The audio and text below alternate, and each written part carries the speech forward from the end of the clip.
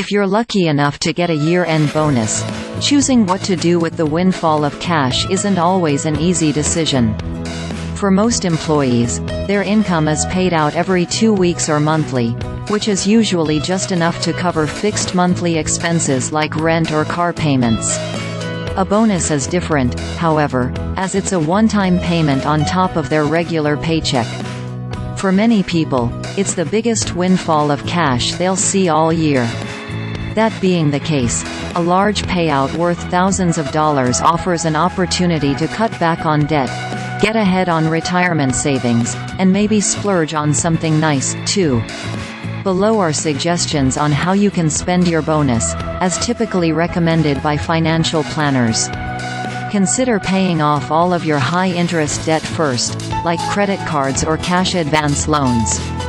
As a rule, you should avoid carrying a balance on your credit card. If you can, the interest costs are simply too high. This is especially true since credit card interest rates have climbed beyond 20% in the last year. At the current average rate of 20.74%, only making the minimum payments on a credit card balance of just over $6,000 would take 214 months to pay off, according to Bankrate. In that time, you'd owe just over $9,000 in interest alone. By paying off your outstanding credit card balances now, you could save thousands of dollars beyond what you received as a bonus. Financial planners commonly recommend a reserve of cash that's worth 3 to 6 months of your expenses. If you don't already have a sufficient cash reserve, consider putting at least a few $1,000s aside, as a start. And remember, you can still build up your emergency fund by setting aside money each month, even if it's a smaller amount like $50. However, if you have more credit card debt than emergency savings, many financial planners recommend paying down the debt first. Whether it's a one-time contribution to a 401k or an index fund, putting money into your retirement investments is one of the smartest things you can do with a windfall of cash.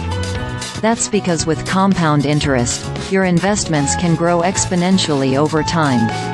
Assuming that you put a $3,000 bonus into an index fund that had an average annual return of 7%, the money would grow to a total of $24,349 in 30 years.